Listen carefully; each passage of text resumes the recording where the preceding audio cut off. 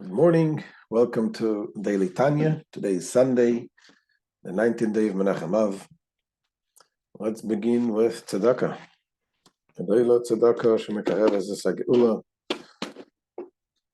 And today we begin letter 6, סימן Vav in Igeret HaKodesh, the holy letters of the Alter Rebbe. And like most of the letters, this letter also talks about tzedakah, another fundraising letter. And we have learned already that the fundraising letters of the Alter Rebbe are yet another opportunity to learn the depth of the meanings of tzedakah, what this helps us in serving, how it helps us in serving God in a better way. So charity is much more than just giving charity, giving money and helping someone else, which is, of course, that is what it's all about, but there's much depth to it. And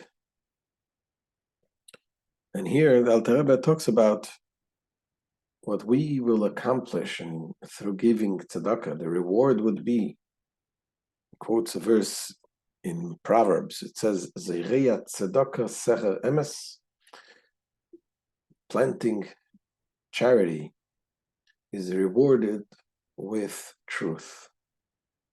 And that's, the Alter Rebbe is going to explain, what does that mean?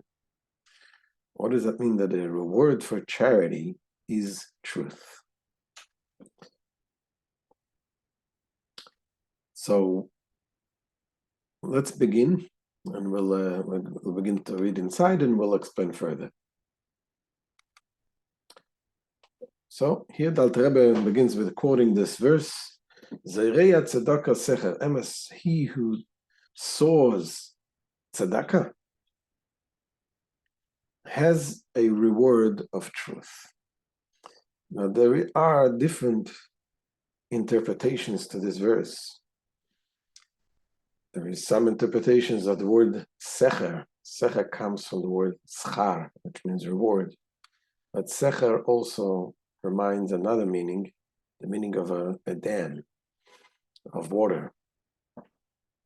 So Rashi says that what that means, just like this is one of the ways of catching fish. When you put a dam, you get the water to run in one place and you block it, and then you are certain to catch fish. The same thing is when you plant tzedakah, your reward is just as certain. But others interpret that the word secha means reward, meaning that the reward is a true reward. However, the Alter Rebbe says that this means that it gives the interpretation to this verse, saying that what this verse is saying, when you plant tzedakah, your reward will be truth.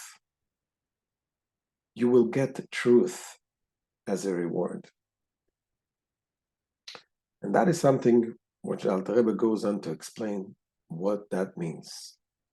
This means that the attribute of truth is the God-given reward for sowing tzedakah.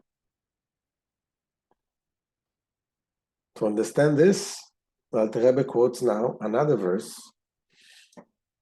that it says in Micha, Prophet Micah says, it is also written, you give truth unto Yaakov, unto Jacob. Which would appear to indicate, once again, that the attribute of truth is granted from above. There's something about truth that is given, and this we need to understand what that means. Says the Alter Rebbe, and here the prophet Micah speaks the praises of the Holy One, blessed be He. As it is written in the Holy Zohar, meaning rather than petitioning God, this verse extols Him for fulfilling His promise of granting the attribute of truth to Yaakov. Pirush, HaKodesh Baruch Hu Anisan Midas Emes LeYaakov. This means that it is the Holy One, blessed be He, who gives the attribute of truth unto Jacob. And that needs explanation. What does that mean? Isn't Jacob truth? Doesn't he possess truth? And God has to give it to him? לצורך להבין, וכי אין אמס ביעקב חס ושלום, עד שהקודש ברוך הוא ייתן לו מלמעלה. Now this needs to be understood. Does Yaakov have no truth, heaven forfend, until the Holy One, blessed be He, gives it to him from above? So to understand this, the Rebbe goes on to explain something else. And that is that the attribute of Yaakov is the attribute of compassion. What does that mean? We know Abraham. We have the three patriarchs, Abraham, Yitzchak, and Yaakov. Abraham represents the attributes of chesed. He served God. His main core of serving Hashem was with this attribute of chesed, kindness. He represented kindness. He was kind to everyone. When he had his circumcision and he couldn't feed people, it was too much for him.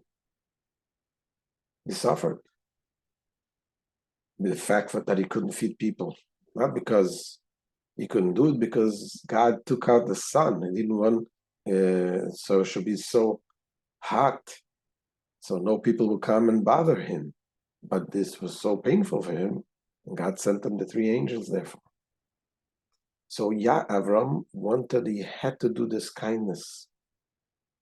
Yitzchak represents the attribute of gevurah, severities, judgment. It also comes in the fact that Yitzchak was one who was digging wells. Digging wells represents uncovering what is hidden inside. And that is the attribute of yira, connected with the attribute of fear of Hashem.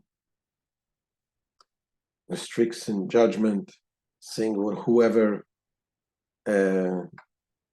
deserves to get what he gets, you have to uncover and find the truth. And Yaakov represents the attributes of compassion. The attribute of compassion is called tiferes. That's what tiferes is also means the beauty. It is a combination of the chesed and gevurah, of the love and fear, of the kindness and severity. And that is because the attribute of compassion, you can be compassionate even when you judge someone and you realize that this person does not deserve, you still, out of compassion, you want to give the person. So chesed, the attribute of Avram, is just giving without judging at all. Gevurah is judging. And compassion is judging, but giving out of compassion also. Now, in terms of serving Hashem, in terms of serving God, attribute of love is connecting to Hashem. Gevurah, fear, is to be ashamed and abashed of the greatness of God, being fearful of being disconnected from Hashem. And compassion, here comes the Alter Rebbe teaching us that this is something that we need to awaken within us, the attribute of serving God with compassion. Now, what does that mean? It is to awaken the compassion and the pity that we can feel towards the godliness that is hidden within us. To use an example, when you have, let's say you see a person in the street, a homeless person, and you have pity on him, and you go, you give him $1, help him out a little bit, you'll have compassion. What if you know that this person was a well-to-do person just a week ago? Your compassion will grow because you understand where he's coming from. And you'll have more compassion towards this person. And what if you realize, you learn that this person wasn't just a well-to-do person, but he was a multimillionaire. And he had mansions, and he had a boat, and he had vacation homes, and his lifestyle was a very full, luxurious lifestyle. And he was used to this lifestyle. And now he lost everything and he's homeless. So obviously, the more you understand, the more you learn about the past, the more you learn where he's coming from, the compassion will grow. Says the Alter Rebbe, this is a similar thing we also have about the godly neshama, the soul that is in us. It is forced to be in us in a physical body with all this human weaknesses, temptations. And the more you learn about where it's coming from, what is the greatness of Hashem that is beyond the world, beyond time, beyond everything, beyond the spiritual worlds. And yet it comes here and is here placed in your body in a state of imprisoned. That awakens the compassion towards the neshama. So this is what Alter Rebbe explains.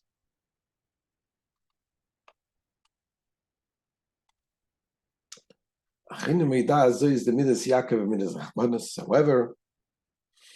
it is well known that the attribute of Yaakov is the attribute of compassion. The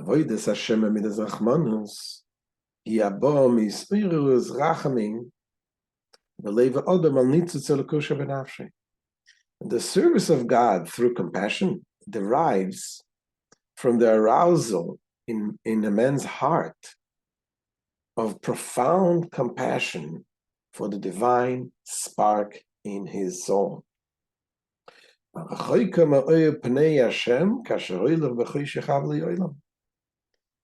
That spark of godly soul, which is distant from the light of God's countenance, whenever the man goes about in the darkness of the vanities of the world.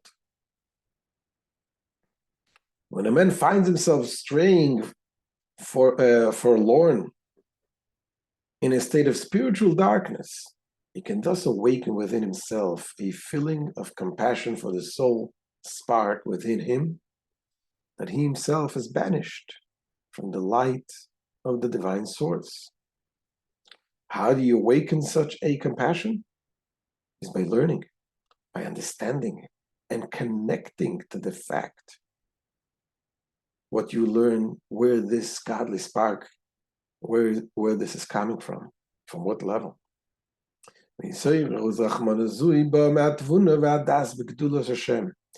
arousal of compassion itself derives from and is proportionate to a man's understanding and deep cognition of the greatness of God. When we talk about the greatness of God, the very essence of Hashem, you realize that everything what exists, spiritual or physical, is nothing compared to Hashem. It's as if it doesn't exist. He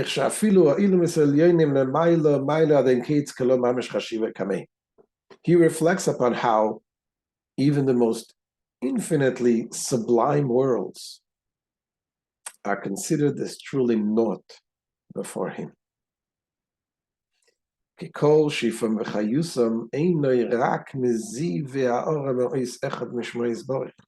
For all their God-given bounty and vitality derives from a mere ray and radiance of a single letter of his blessed name. We learned last chapter about the name of God, the Yud, the Hey, the Vav, and Hey. The Yud is the source of the spiritual world, which represents the soul of the world. The Hey represents the body of the words, which is the source of the physical world. It says even the spiritual worlds, all of the vitality derives only from a ray, a radiance of a letter of his blessed name. As it is written, the world to come was created merely by the letter Yud of the divine name. So the spiritual worlds, all of which are included in the term the world to come, were thus all created by means of a single letter Yud of the divine name. So the Alter Rebbe goes on, and then saying that when we are talking about different levels of worlds, spiritual worlds, physical worlds, this is all when we are talking in this level of the radiance of the name of Hashem. Meaning after God reduced and condensed his light to have a radiance to create these spiritual and physical worlds, then there is differences. But in reference to God himself, there are no differences. They're all the same. It's the same. There's no upper and lower. He's way above it. Now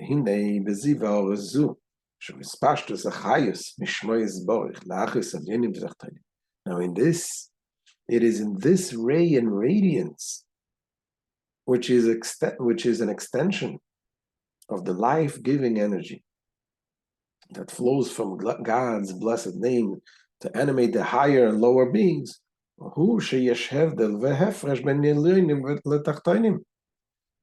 Only there, in that level, is that there is a distinction and differences with respect to the higher and lower beings.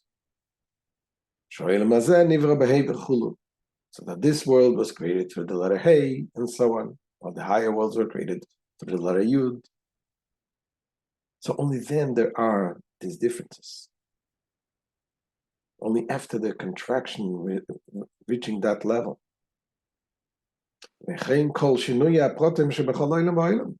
Also, all the variety of details within each world.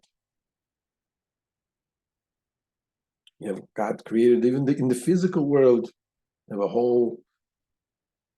the whole universe, and then within the universe you have this globe, the planet Earth, and within the planet Earth you have millions and trillions of different types of creation. Where does all of these differences come from? Everything from Hashem, and everything comes, as we explained in the Shar Yichud Ve'emunah, we touched about it in the previous chapter, that this comes as a result of God bringing the different energies through the letters of the Hebrew alphabet, and the different combinations of letters and transpositions of different letters. Each letter represents a different element of energy of God, the godly energy. All of this is only after the light of Hashem was reduced and condensed and filtered to be able to have those differences. That's what it says. Also, all the variety of details within each world. This is determined by differences in the combinations of the letters through which they were created. Not only in space, it is true, it is also true in time. Time is also created. It's a created being. Concept of time. And that also the different times is being created as a result of different combinations of letters. It's so too the distinction between the temporal dimensions of past, present, and future, and all the variety of events throughout the changing of times.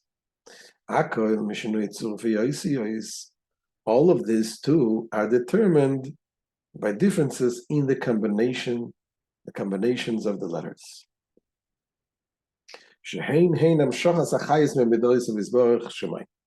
For these combinations of letters are the conduit of the life-giving force that proceeds from the attributes of God.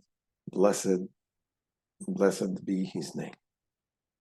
Commission is Bible, Likutei Amarim, Chelek Beis, Perek Yud Aleph, is explained in Likutei Amarim, part 2, chapter 11. That was in Shar Yichud ve'Emunah. So all of the above mentioned differences are to be found only in the flow of vitality which emanates from God's attributes and which then descend through the letters of His creative speech. But when we're talking about the very essence of God, it says God has not changed. Nothing was added to God Himself by the creation of all of this world. There is no time that was added, and there is no entities that was added, because all of this is only from our perspective. Hashem filtered His light to be able to bring about the new creations that in our perspective we see things separate from Hashem. But by God, everything is one with Hashem. It's nothing as if it doesn't exist. But as far as His blessed being and essence, it is written, I, God, have not changed as a result of creation. Neither in terms of changes in progressions from the uppermost of levels to the nethermost. There's no such thing by upper and lower. It's all the same by Hashem.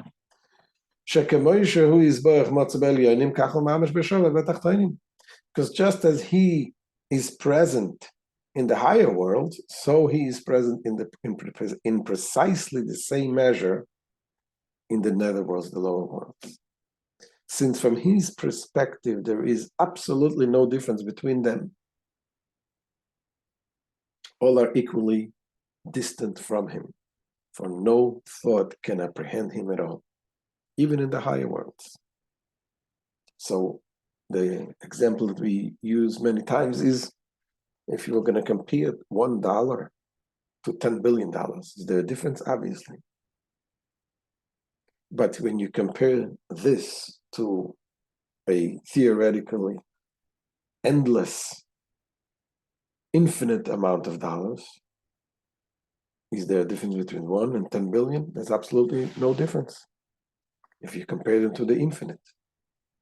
It's just an example to understand that regarding Hashem, there is nothing, there's no higher and lower worlds. Commission is as explained in the Likutei Amarim, the first part of Tanya, chapter 51. And the same thing is also true when talking about time. Nor be in terms of temporal changes. Is there any difference from God's perspective? There's no difference. For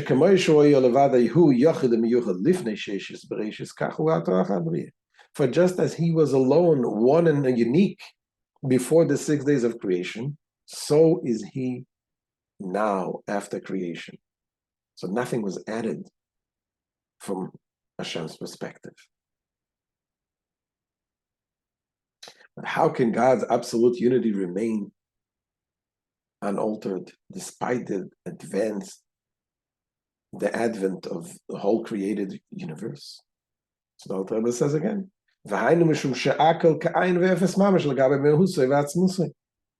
this is so because everything is absolutely as nothing and naught in relation to His being and essence. To give a little bit of understanding, the Alter Rebbe now brings an example of a letter that you speak or a letter that you think. One letter, compare that letter to the very potential, the essence of your soul that can speak, the ability of speaking, intellectual soul. Compare one letter to this, doesn't have any significance. And certainly by Hashem, the difference is much greater, because a soul, even though it's not limited in that sense, but it has nevertheless that definition of a soul. But God does not have any definition of any definition of a world or anything, spiritual or physical. Continues the Alter Rebbe and says, just as a single letter of a man's speech, or even a letter of his thought, because you think with letters.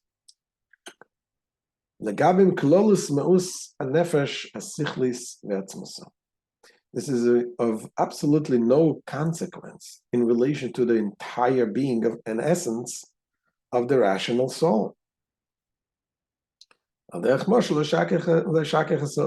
is just metaphorically speaking, so to appease the ear, in order to give finite mortals some inkling of the insignificance of creation in the eyes of the Creator. While in fact, as it is written, there is no comparison unto you.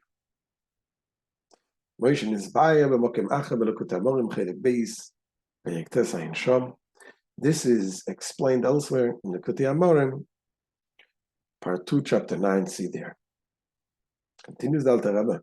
This is what we say in the prayer. When we say that God is exalted beyond time, this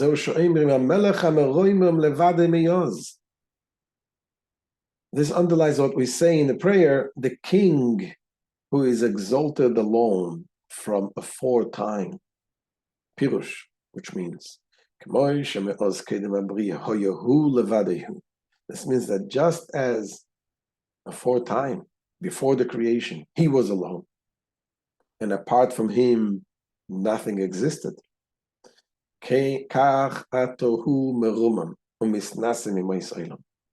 So is he now exalted and elevated beyond the days of the world, which means that he's exalted from the concept of time.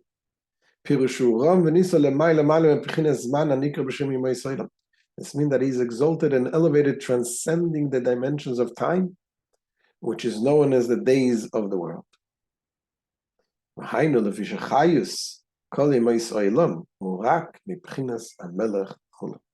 This is so because the life force of all the days of the world, the life force of all dimensions of time, it derives solely from the spiritual level known as the king.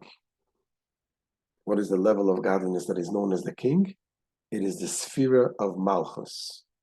Malchus is the lowest of the attributes, of the 10 attributes.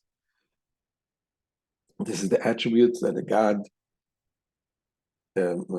created in order to bring about the creation of the world. And only in that attribute it can be referred to in terms of past, present, and future. As we say, in the prayer we say, in the concept of Melech, king, which says Hashem Melech, God is king. Hashem Malach, God was king. Hashem Yimloch, and God will be king. In the other attributes, there are no references in terms of past, present, and future. As is explained elsewhere, since God utterly transcends creation, which is absolutely of no consequence in relation to his essence. This contemplation, this meditation and understanding leads a person to feel pity. And again, to feel pity, you don't have to understand the level. You just think about, where does this neshama of mine come from? Come from this great place, which is beyond time and space, beyond, and it's one connected with Hashem. And what the pity of this neshama that is forced to dwell in a dark body that is drawn down to places which is not good places, except that we have the choice. We have the ability to redeem that spark, to overcome. To overcome this, we need God's help. Continues the Alter Rebbe and says, it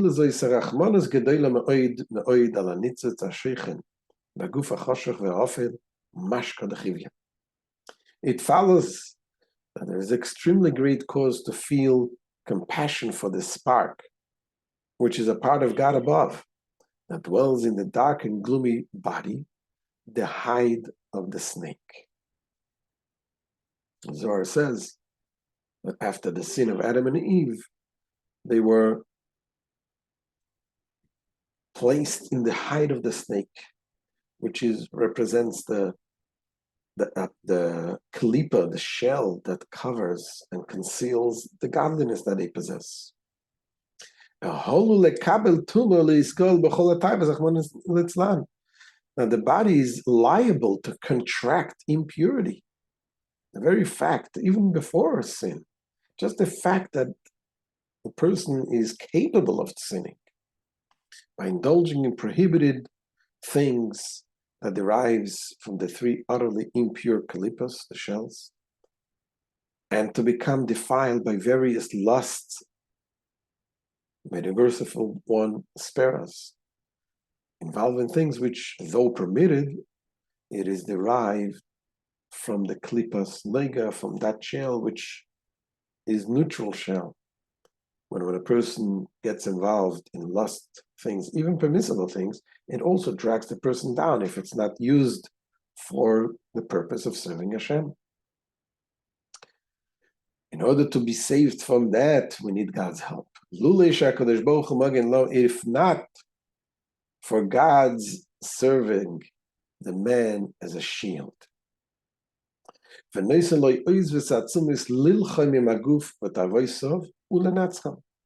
giving him strength and might to wage war with the body and its passion and to triumph over them. So even when the body does not actually lust after physical pleasures, the very fact that it is so inclined points to its lowly state. And it is within such a body that the divine spark is obliged to spend its days. That's the big pity. That's the big rachmanis. And this is the meaning of the continuation of the prayer. We say to Hashem, Master of our strength, Adonai Zeinu, shield our salvation. Asking Hashem to help us. So this is the beginning of the contemplation and meditation about the greatness, where the soul is coming from, and the pity that we would have on the soul. How is this connected with what we started? The level of emes, level of truth. And how is it connected with the fact that planting tzedakah brings us? That we will learn tomorrow, Bezrat Hashem. God willing, have a wonderful day.